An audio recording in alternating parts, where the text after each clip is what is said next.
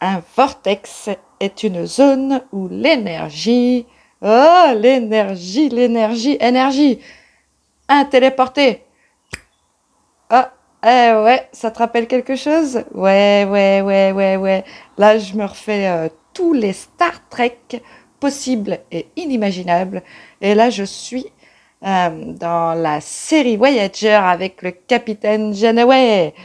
Franchement, une très bonne série, en tout cas, que j'adore. Mais qu'est-ce que je dis, moi? Qu'est-ce que nous disions donc? En fait, un vortex, c'est une zone où l'énergie converge ou diverge très fortement. C'est une spirale comme un tourbillon invisible, si tu veux. Et le vortex peut amplifier les états de conscience ou provoquer des phénomènes étranges.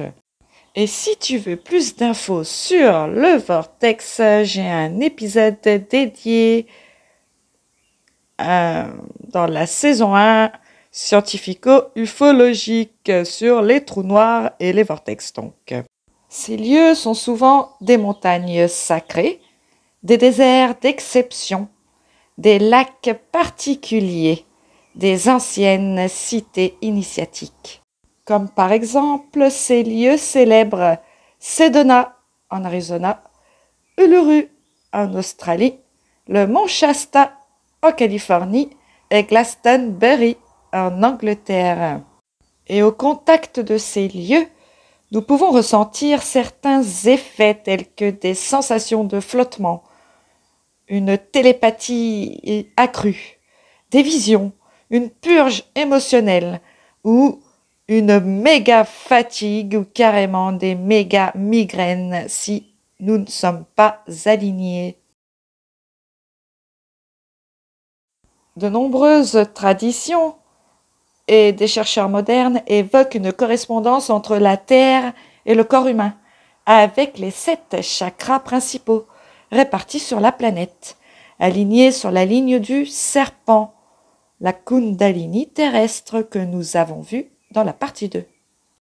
Et voici une version classique, il en existe plusieurs, qui dit que le mont Shasta, en Californie, est le chakra racine de la Terre, que le lac Titicaca, à la frontière Pérou-Bolivie, est le chakra sacré, que Uluru, en Australie, est le plexus solaire, que Glastonbury et Shaftesbury, en Angleterre, est le cœur de la Terre, que les pyramides de Gizeh en Égypte, le chakra-gorge, que Kailash et Lhasa au Tibet, son 3e œil, et que Shambhala est souvent dit que c'est le chakra couronne de la Terre. Mais ces chakras ne sont pas fixes pour toujours, si tu veux. Certains pensent qu'ils se déplacent selon les âges cosmiques. Quand plusieurs lignes telluriques se croisent, elles forment un nœud énergétique. Ces lieux sont comme des multiprises cosmotelluriques. On y trouve une densité énergétique très élevée, un effet de loupe sur l'intention, positive ou négative, et des manifestations hors normes, des lumières, des ressentis, des visions et parfois même des anomalies temporelles. Comme par exemple le mont Sinaï en Égypte, la cathédrale de Chartres, le Machu Picchu, le lac Baïkal, les dolmens de Bretagne et Tiahuanaco et Puma Punku. Ce sont des points de contact entre le magnétisme terrestre, les influences célestes, les positions planétaires, les constellations et la conscience humaine.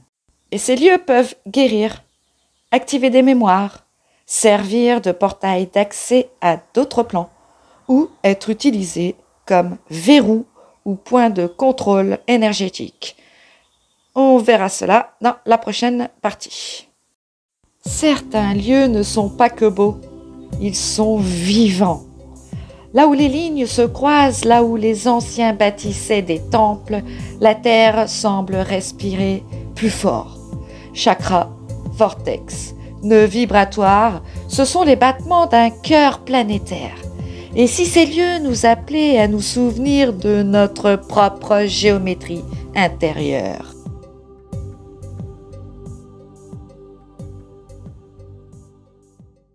Certaines zones de la planète, autrefois puissantes et vivantes, sont aujourd'hui muettes énergétiquement, désactivées ou carrément transformées en points de souffrance, d'oubli ou de guerre. Comme si quelque chose avait verrouillé les chakras de la Terre, bloquant l'accès à certaines informations ou vibrations. Et pour ce qui est des exemples très fréquemment cités, nous avons Gizeh, où les accès sous les pyramides sont fermés. Et il y a des réseaux souterrains donc inconnus. Nous avons aussi le mont Sinaï qui est recouvert de couches militaires. L'île de Pâques, où nous pouvons voir des statues retournées, des sites interdits. Le Tibet qui est annexé par des bases chinoises sur les hauts plateaux. Plusieurs techniques, parfois très anciennes, semblent avoir été utilisées pour altérer les flux naturels, donc par une architecture dissonante, où les constructions sont non alignées avec les lignes naturelles, avec une utilisation de matériaux bloquant la conduction énergétique, par exemple le béton armé, les métaux sans circuit sacré, par exemple certains bâtiments gouvernementaux, des banques, des prisons. Une altération des flux naturels aussi par une sacralisation inversée, des lieux de culte posés volontairement sur d'anciens lieux sacrés, mais avec une vibration différente, voire inversée. On remplace un dolmen ou un sanctuaire druidique par une église gothique obscure ou une cathédrale à vortex détourné. Et une altération des flux naturels aussi par une activité militaire ou industrielle, des bases secrètes dans des zones hautement vibratoires, des installations sur des nœuds énergétiques tels que Harpe, des zones minières en Amazonie ou en Himalaya, et une suppression de l'accès au public. L'énergie est gardée, elle n'est pas partagée avec toi. Certaines régions semblent délibérément coupées du réseau. Prenons les pôles. Ils sont verrouillés, surveillés, et franchement, les versions officielles restent floues. Les plateformes océaniques qui ont disparu, submersion opportune d'anciennes terres, et des forêts ou des montagnes classées, mais que cherche-t-on à nous cacher? C'est comme si la planète possédait un système de confinement énergétique, appliqué à des points trop puissants, genre. Alors, pourquoi une telle censure? Voyons deux hypothèses principales.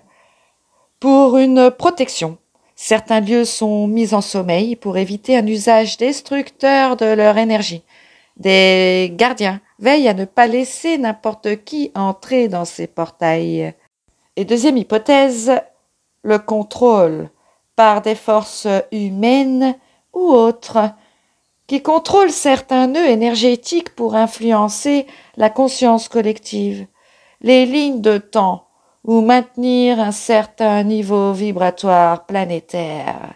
Eh oui, on est loin du monde des bisounours, hein? Mais alors, qu'est-ce qu'on peut faire maintenant, hein? Eh bien, comprendre tout ça déjà, comprendre ces blocages, c'est commencer à les déverrouiller. Car la conscience humaine retient bien un rôle dans ce réseau. Là où l'attention se pose avec clarté, l'énergie peut recommencer à circuler.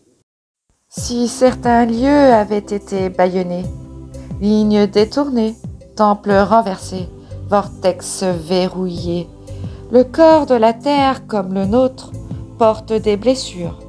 Mais chaque verrou énergétique peut devenir un point de réactivation, à condition de regarder avec lucidité et d'honorer l'invisible.